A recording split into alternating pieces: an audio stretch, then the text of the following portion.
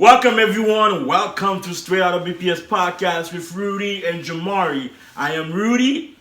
I'm Jamari Jones. Jamari Jones. How you doing today, Jamari? I'm doing really good. Really good. How's your week so far? It's been decent, you know. Decent? You look good. Thank you. You do too, man. Oh, thank you. I appreciate it. Yeah. You feel good? Yeah, I feel good. I love it. You know, when you look good, you feel good. When you feel good, you work good. And when you work good, they pay good. The word of Deion Sanders. You know? Happy Black History Month. Happy Black History. It's Black History Month. Yes, absolutely. I celebrate Black History every year, you know? Yeah. Not every year, not like all year, 365. Let's say all that. day. All day. So it's just a different type of energy, man. Like this month. Tell me. Just like, so we celebrated at the school. We had a Black History Assembly. Okay. This year, I don't know, like it just feels different.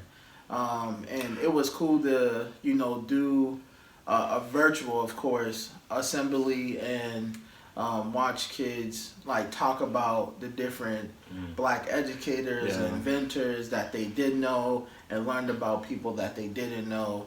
So it was cool. It was cool, and I think my school did a good job with putting that together. That's awesome. That's so awesome. It was dope. It was dope. Good. Black History, it's like a time of celebration, but we also Black History is 365 days. All day, every day. All day, every day.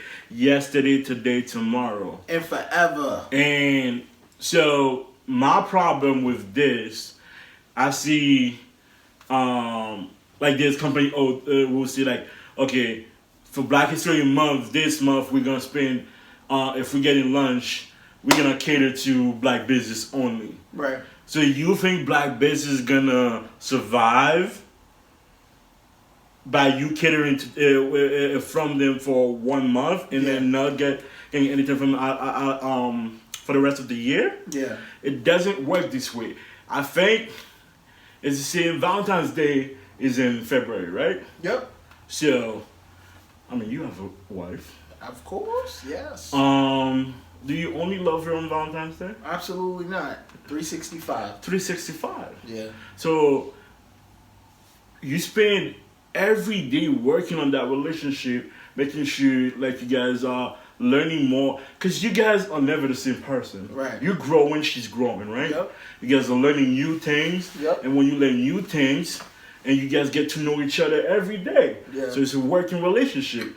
I feel like it's the same thing about Black history. Yeah. We've been deprived of Black history for so long. Right. And now that we have access to social media and a lot of things are like digital right now, easy access, it's on us to educate ourselves and learn about the history that they didn't teach us in school. Yeah.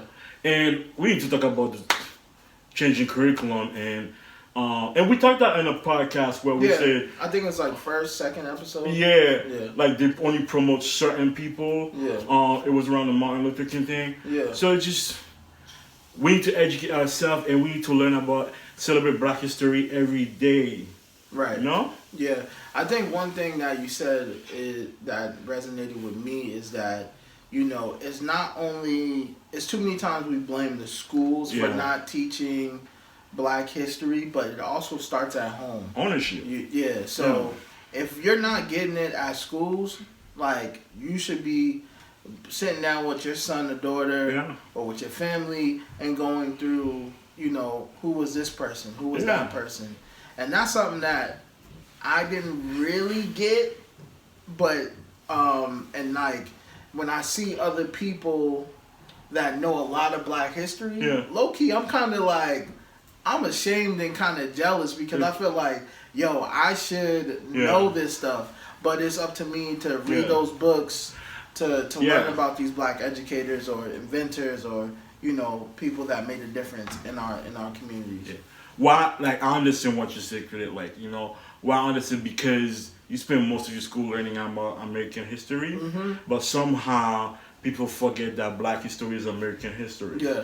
And they don't teach you about the Black part. Why, like, I've been in the situation. I'm like, oh, you know a lot about, but that's on me to educate myself. Because what?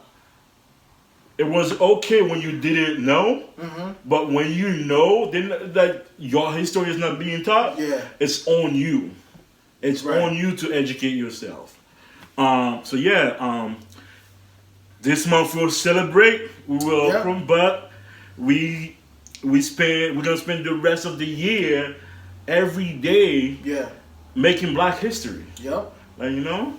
And Black history is not just like there's living people who are making history. Black history is not for dead people. It's not only the past. It's the present. Yesterday, today, and tomorrow. And forever. Some logistics. Okay. What we got? If you haven't already, first of all, thank you for everyone that has been supporting us. We appreciate it like always.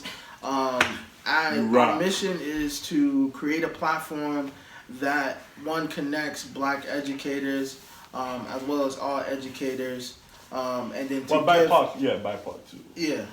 And then alumni as well that went to BPS and give them a voice, and to talk about important issues that is affecting our community. So if you haven't already done so, follow us on Instagram, straight out of BPS Pod.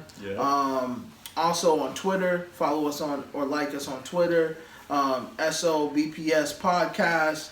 Like us on Facebook, straight out of BPS Podcast, or email us with any questions if you have when you're listening to the show or the podcast.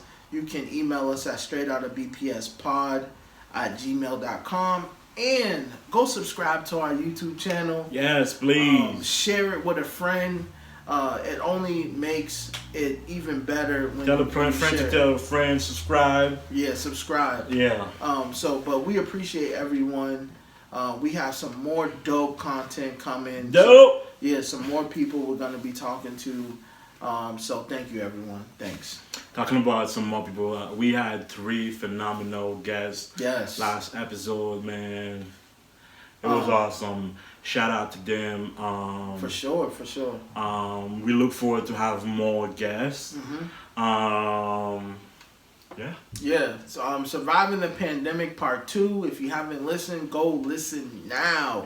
We're on all streaming platforms: Apple Podcasts, Google Podcasts, Spotify, Anchor.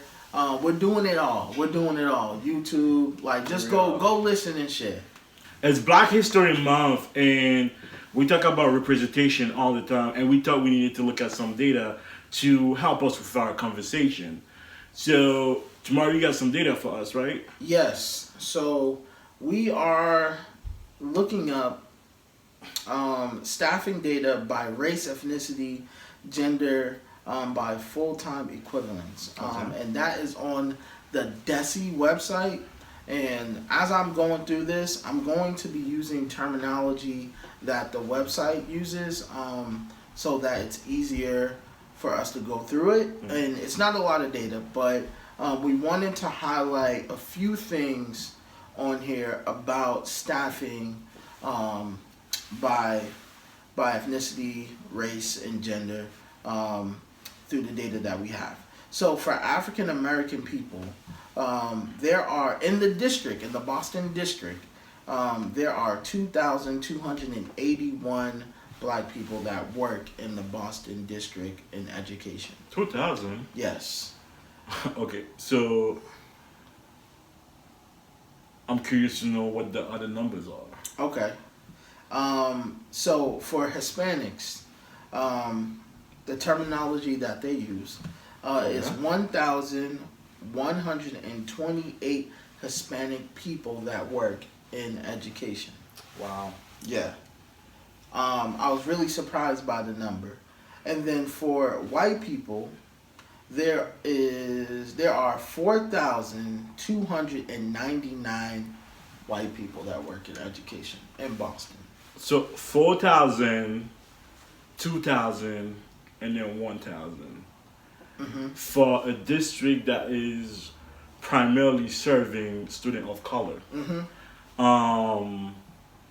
I think on the data it says Hispanic are like 42% Hispanic student, and African American 29%. Yeah, It's just interesting. And for a long time, we talk about one, why isn't there more black people in education?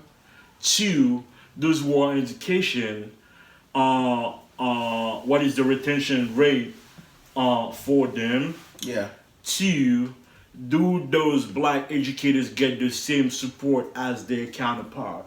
Right. Like, so this is an interesting fact because it just always bring me back for representation. Yeah. And I'm not saying that not all white educators are bad. Right.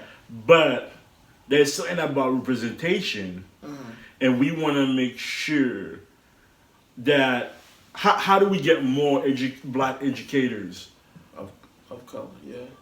I think like it's hard. More educators of color. Yeah, more educators of color into to working in education. I think there are many different factors why more educators of color are not in education. For example, one of the reasons I believe and feel is that we do have a passion. We meaning people of color have a passion for giving back to our community, but we don't always have the means of doing that. So, meaning furthering our education. Also, when we do further our education, it takes us a long time, and then we need jobs that pay for, the loans that we take, and so sometimes, being a teacher is not always, the right path for a person when they're trying to make money. Even though sometimes being a teacher can pay off in the long run, yes, but I don't think always that is always the right decision for us per se. Did you always wanted to be an educator? No, I didn't. I fell into being a guidance counselor by accident, I think. And then found out, to be honest, the money's pretty good, and I get to do something that I love, which is work with students and have fun with them and be a part of helping them grow and making important decisions about their lives. So I think that we don't always, and I'm very grateful for that, and I'm very privileged to have that experience because not a lot of us do. So that's something that I think about often. You said privilege, and I'm gonna go back to that because black privilege is something that, I want to tap into it. But my experience is that I never thought I would be an educator. Never dreamed about it. It wasn't part of my plan. I think I became an educator because of all the stuff that I went through. And because I went through them, and I know if I didn't have a mentor, a coach to support me, I wouldn't be here. Somebody looked at me and said, Rudy, the system is stacked against you, and I have expertise, and I can advise you on how to navigate through them. Right. If I didn't have that, I wouldn't, and I feel like, because I went through that, I always knew I wanted to work with people. And I was like, you know what, let me try this. And when I tried it, I loved it. I'm like, you know what, this is where I need to be. And that's why we talking about this today, because there's more than us working with the student and helping them strategize to fight a system that was built to prevent them from achieve generational wealth. So now we have to looking at we have enough privilege to talk about policy. Yeah. Because that's where the real work needs to happen. Yeah. Like, so because I'm curious to find out how many educators of color chose education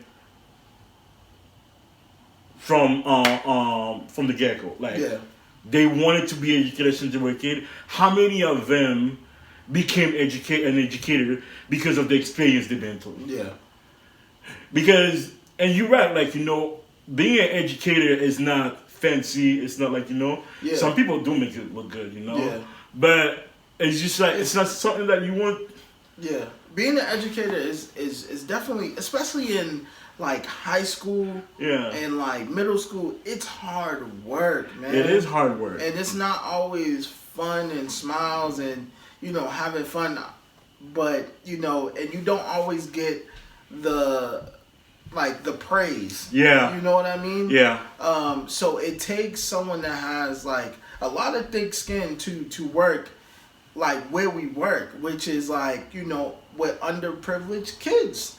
And that's and like getting into it, that's one of the reasons why I think educators leave is not because of, working with underprivileged kids, but the conditions are so hard and mentally it does take a toll on you where you're tired of seeing kids struggle. You're tired of fighting against this system that is not built for your kids, that it really breaks you down where like you start to lose hope. Yeah. And I think that's one of the other reasons why educators of color leave, is that they're fighting against the system.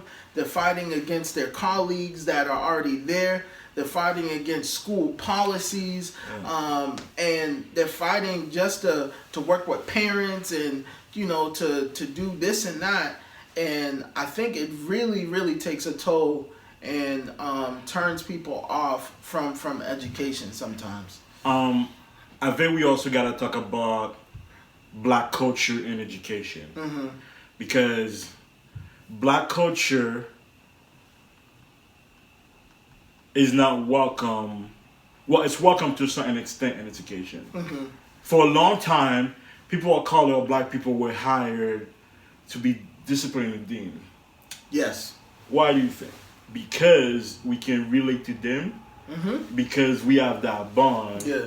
And then they're using us as a way to discipline them to white culture. Yeah. And this is the thing. The same way you use us to discipline our kids, you should use us the same way to teach our kids. To teach our kids. Yes. Yes. And they don't see that. And that's why, so when I have seen Black disciplinary educators, when the kids go, they're like, oh, you're going to go to the, what do you call those? Like, those, I don't know, discipline, I'm going to say disciplinary people. Yeah. And the deans, they're in the office chilling. Yeah. They're in the office with them chilling because they feel comfortable, they talk, like, because in the classroom, they cannot be themselves. Mm-hmm. They don't meet them where they at in order to understand them. Like, they have to conform to the disciplinary policy of the classroom. Mm-hmm. And when they go to the dean, that's what we're like, oh, yeah, it's like they act certain way in the classroom, and when you send them to the dean, the conversation is so easy. Yeah. Because they're able to meet them and understand where they at. They are. But Black or culture or people call it culture need to have a center place in education. Mm-hmm. Not on February, not when like when you have a month, you celebrate them for one assembly. Yeah. It needs to be part. You need to find out, like, to learn more. Have a more center place in education, and I think with that, kids will feel more like, oh, I want to be there. I want to be there. And Black educators, the retention rate is low because they don't get the same they don't get the same chance as their white counterpart. I feel like as a black educator, because you have to assimilate to a culture that's not yours, one, it's hard, and two, you don't get the same support, so therefore you're not gonna succeed the same way. You know code switching. Yes. We all code switch. But you know it's so hard to spend a whole day code switching in a culture that's not yours. Yeah. Like when you get home, you're exhausted. Right. Would you want to stay there? No. It's so interesting. So we need to stop using celebrate like I said, have those conversations. You spend the whole year, have those. So so right now it's so interesting because I've seen this thing that kids say they're learning more stuff on TikTok than learning all year in the classroom. Right. And guess what? Those white folks, they are using black music, black stuff and make it fun, and then kids are learning. Yeah. When I was in school, I couldn't remember. I was a bio major. I couldn't remember like some South Cycle. I went on YouTube. I saw a dude rapping about it. Yeah. And I learned it. Right. From it. Like I learned to rap, and I went and aced my test. Yeah. So it's not just on social media. Right. Like, I've seen like teachers dapping, doing like cool thing, like in front of the class. Yeah. Bringing it in the class too. Right. Yeah. So I think this is definitely something that needs, like, I will admit that BPS in general, like they have a lot of groups for different black people or Latinx, or different groups that they're trying to raise the retention of the teachers, but no doubt that we still have a lot of work to do, as we can see from the data. Yeah. But one of the things I was looking at, and I want to read it. It's a journal article. Is diversifying the teaching profession through high retention pathways. And one of the things it said, and I'll read like a couple of paragraphs. The studies have found that teachers of color boost the academic performance of students of color. Students' influences include improved reading and mathematics test scores, improved graduation rates, and increased aspirations to attend college. One such study found that the benefit to black students of having a black teacher for just 1 year in elementary school can persist over several years, especially for black students from low-income families.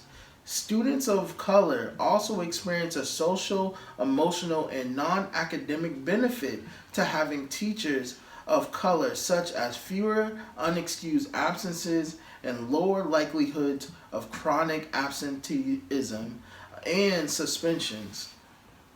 Students of color and white students also report having positive perceptions of their teacher of color, including feeling cared for and academically challenged. Last paragraph. Teachers of color are a resource for students in hard-to-staff schools. Many teachers of color report feeling called to teach in low-income communities of color positions that are often difficult to fill. Indeed, 3 in 4 teachers of color work in the quarter of schools serving the most students of color nationally. Teachers of color play an important role for filling the gaps in schools and whether they decide to remain in teaching as a significant impacts to students of color. So that's a lot. But if we know this and the data is there, how come our recruiting efforts for students of color is not the focal point for BPS? I don't know what their recruiting efforts is specifically, so I can't speak to that. But I feel like that should be on the agenda number 1 when you're serving majority students of color. I have a question for you. Mm-hmm. We all experience trauma, right? Yes. Would you want to go back somewhere you experienced trauma? No. Not particularly. So why you were a BPS alumni? Yeah. You are a BPS alumni. Right. Why are you here? Because someone was there for me. Same for me. Yeah.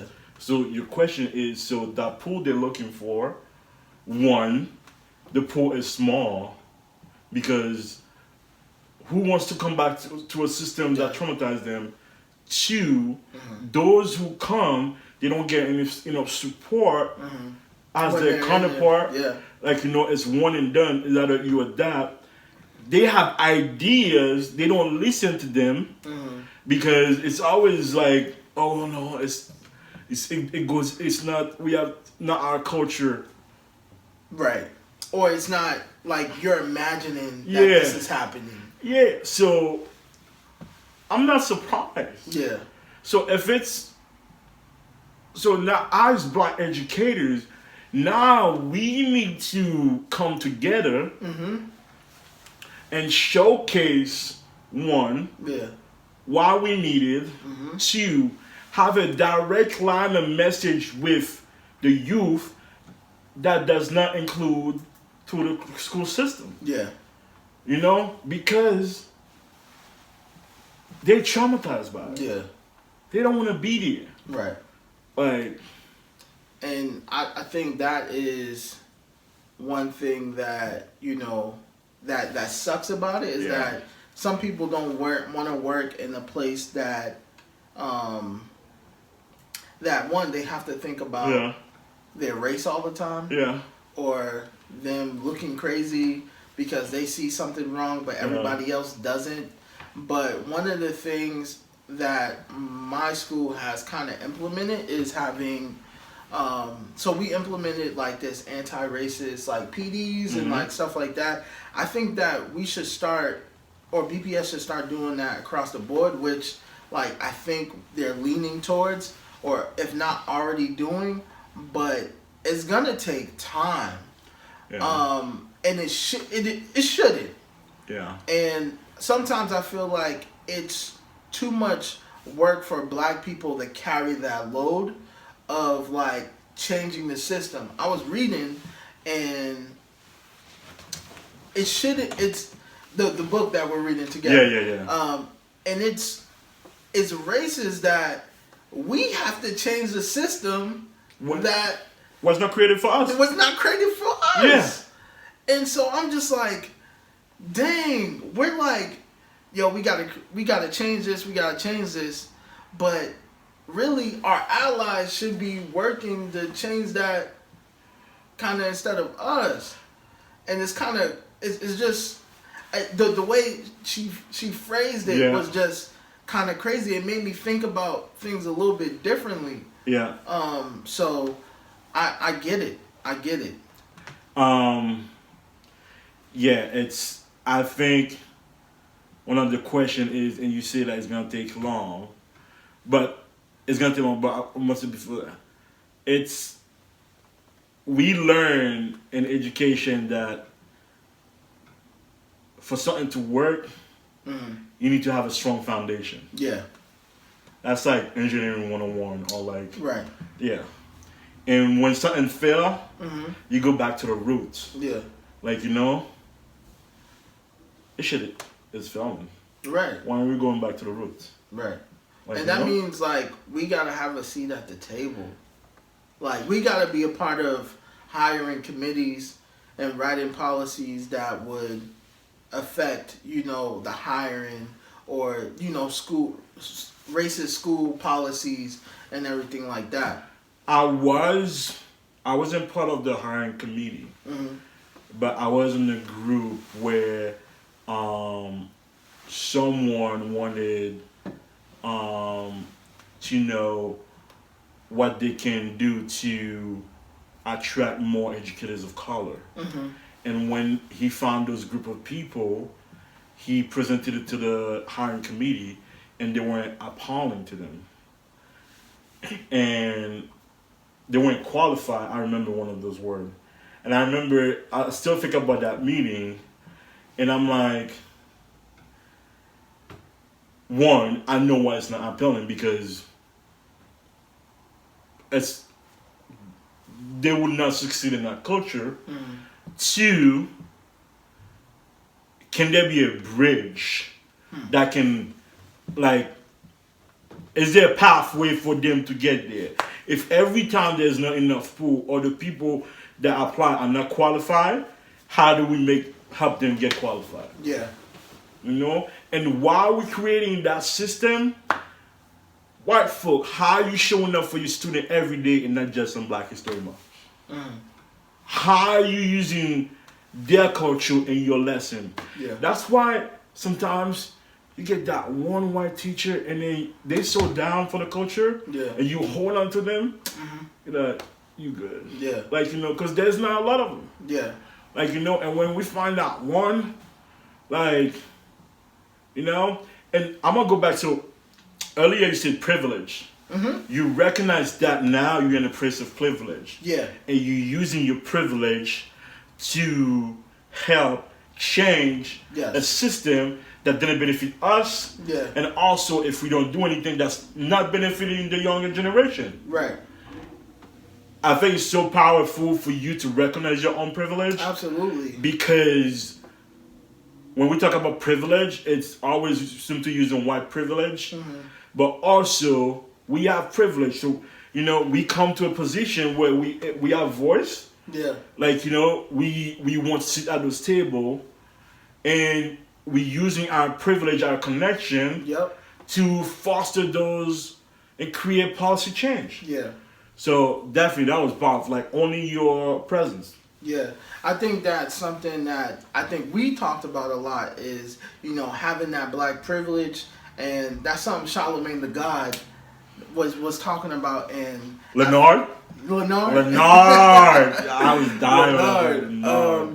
And that's something that, you know, we have to know that we have, whether we like it or not, or agree with it or not. There is some type of privilege as you move up the ladder. Yeah. Like, I'm gonna use my privilege of like being in education to put another Black person on that I feel can make a change. Yeah. Or I'm gonna use my privilege if I know someone and that, you know, and my students trying to connect with them to get further along, I'm gonna do that. Yeah. And that's part of being privileged. Yes, I know we are not, you know, we're not all privileged, but the goal is to make our connection stronger and that we can use this power that we're getting to put other people on. Definitely, that's what we're putting people on. And you come to a place where you can no longer be one, a member of the, you can be a number in a community, but you become a member. Yeah. Because it also made me thinking about election. We don't just show up on presidential election. We need to show up on local election because those people are making decision on our school things, school decision. So we need to learn more about it, find out where they're from, and we need to find out if we can get representation. And once we find out, like, you know, one thing I'll tell people, you're not gonna agree to every politician agenda. Right. But you also cannot make a decision about a politician agenda because it benefit you only. Because you also a member of the community. Yeah. Like, so how is their politic agenda gonna affect the member of the community? Because believe it or not, like, you know, people have problems with capital A, with socialism. Yeah. But we need each other to survive. Right. And COVID is a proof of that. Yeah. So, yeah. We had also, so for teachers of color, right? I wanted to read something else. And I'm coming out with the facts. So learningforjustice.org. And they have different articles and stuff about teachers of color and stuff. So we were talking about why teachers of color leave. And I know we gave our reasons, but I wanted to read what this author has said, teachers of color end up leaving the profession for a number of reasons. Okay. Being silenced. Okay. Which we kind of yeah. Being a minority among colleagues, lack of upward mobility and opportunities to grow. Yeah. Feeling powerless, being left out of the conversation about legislation and policy. For me, the issue really took their toll. I couldn't keep watching students become consumed by a system that does not care for them. Yeah. I couldn't keep witnessing white staff and others who did not share my students' background act as saviors for their own benefit. You know, in some kind of way, it's not their fault. Because you know when you're in a job, and especially if you're stats driven, you have data, like, you know, you have goal, like, you know, they said so every person has a certain goal that you need to meet. And for you to performing well means you attending those data. Right. And that's why, like, you know, if people are so torn on going by the system, going by the plan, you're going to lose the kid. Yeah. When I started education, I know as an educator, I've lost kids. Yeah. And it hurt me till this day. Yeah. I don't remember them all, but I remember some of them. Yeah. And it hurt me till this day because that's why reflection is so powerful. Yeah. Man. Yeah. It's just like, why, how? It's like, why can I do and how can I do it? Yeah. And I've seen students get lost, especially we're talking about post-secondary planning. And we're promoting, yo, you gotta go to college if you wanna make something out yourself. Yeah. You gotta college is on your way out. Yo, I had this coincidence that, yo, I'm gonna work, I'm gonna move up in my job, and I'm gonna own a movie theater one day. He was working on a movie theater. And I'm gonna own that movie theater one day. Yeah. Why did I tell him, like, no, you need to go to, like... You know what's crazy? Yeah. So I had this student, I think I was a college advisor. Yeah. And her name's Dana. If you ever see this, like, you're amazing. And actually, my wife actually met her because she owns a nail salon. So in high school, I was her college advisor. And she had a dream of owning her own nail salon. And, you know, and everybody, I felt like everybody was like, what? You know, like, yeah, what? Owning a nail salon? And I was like, if that's what you want to do, like, do it. But it was frowned upon. But, you know, I didn't, like, back then I didn't know at all. And I was and I'm not gonna lie, I was like, you were trying to perform well. Yeah. You came in, you learned the playbook. Yeah. Then you realize the playbook is not for you. Exactly. But for me, I'm on, like, college was when I was a college advisor, it was so focused. I mean, no doubt I helped her and, like, you know, but she already had her own plan and everything. And so, and just a few years later, she was open. I think it was last year or the year before. She opened her own nail salon. That's she awesome. said she was gonna do it, Dana. and she did it. A black-owned business. Yeah. Like, it was just amazing to me to see it. Those matter. Yeah. Those matter. Like, you know, the idea that you need an education, you do need an education to compete, but you don't need And she was a good student too. Because if you feel like she did get an education, she got an education in her field, and she learned her craft. She perfect her craft, and that's why she got a business. And people trust her with her craft. That's education. And there's not too many black nail salons, so shout out. There's not too many black nail salons. Yeah, I need to check that out. I know, man. Might get my nails done. How about we go next time? Let's do it. It's just that kid. Like, every time he came in the class, we were talking about college. did not waver. That's what he wanted to do. Yeah. And reflecting on, I wish I had sat down with it and like, this is your plan. How do we get there? Mm-hmm.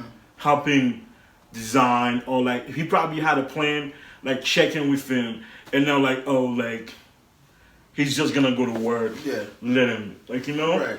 We need to be able to support our student, whatever their dream are. And like they shouldn't be consumed by like what the author said. Yeah. You know, consumed by this system that we are kind of pushing. I think that students and students should have the freedom to choose. Yeah. Yes, they need to learn the basics of education. Yeah. But at the end of it, I think that, you know, they should have the freedom to choose. I think also, like, you know, words matter. Mm-hmm. And also differentiate in education and the school education system. Yeah. It's a different thing. Mm-hmm. Like, you know, you can still be an educated person without going to school. Right. It's going to take more discipline. Yep. More structure. Yeah. But it's doable, it's attainable. Yeah. But that doesn't make you any less of somebody who has a college degree. Mm-hmm. Like, everybody has this place in this giant puzzle. Mm-hmm. You know? And that's why I say reflection is powerful. So if I was somebody that was like, okay, this person that's what's gonna do, fine. Then the next person that comes, if they do the same thing, they're fine. As opposed to a simple talking about with them, help them get this plan moving. Yeah. Could have put them way ahead of their trajectory. Yeah. I remember when I started, and there's this thing that, you know, because community college, the stigma of community college, their application on a later date. So people usually take care of the full year student first, and then take care of the. Nah, bro, everybody get the same share fare. You just gotta, like, I know it's a lot, but it's just like, I don't ever want one of my, and I'm not saying it didn't happen, but I know since I've reflect and want to improve as an educator, I don't ever want one of my students to feel neglected. Yeah. And I know I'm not perfect, but I'm working toward making sure whatever decision they choose, whatever they choose to do, I'm going to support them and make sure they're connected to resources that's going to help them in their journey. Yeah. So, and I mean, that's something that, you know, everyone should reflect on. Yeah. So, that's dope. That's dope. Yeah.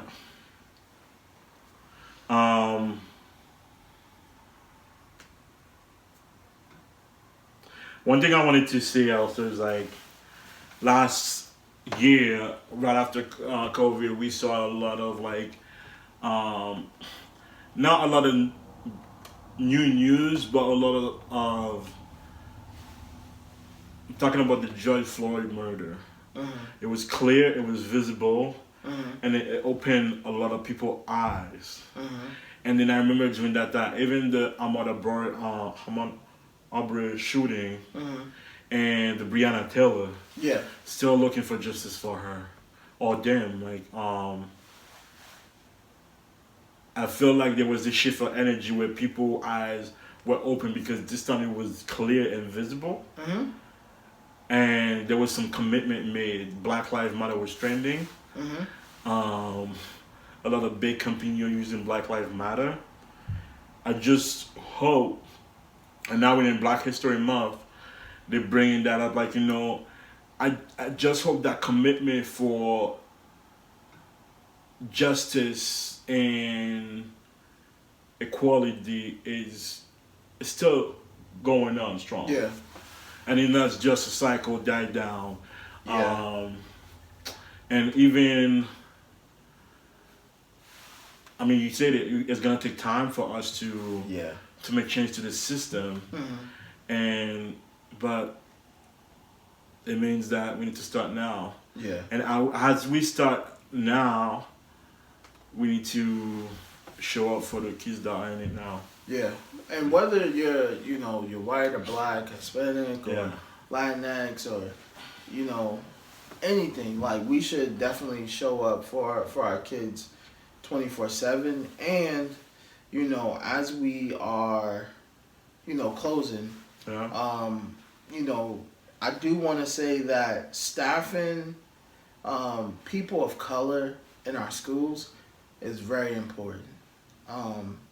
I was very shocked about the numbers as we talked about, and we hear on the surface level that black people are important and our black educators matter, and you guys come in and work so hard, but we need to see the action behind those words. We need to see us more in the rooms that are in our schools, that are in our districts. We need to be in those boardrooms. And sometimes we cannot, always force ourselves in there. We got to be invited. So, I hope that, people that already have the seat at the table that don't look like us advocate for having more minorities or people of color in those rooms.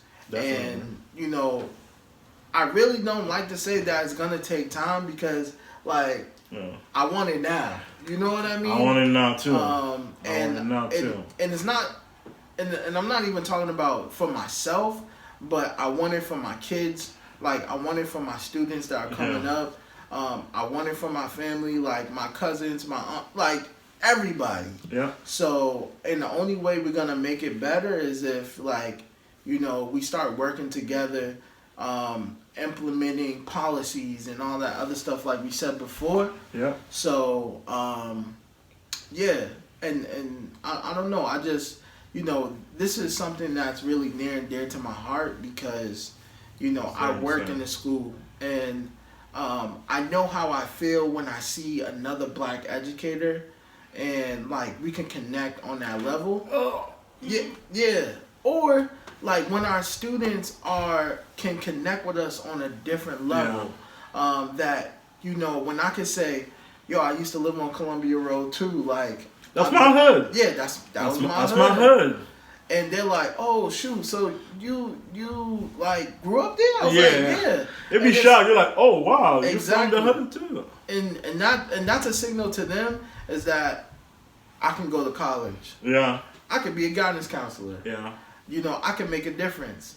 And that's a cycle that, we want to start is that, kids can see more people like them doing great and getting top by. Not only that too, our field is predominantly women. We need more male educators.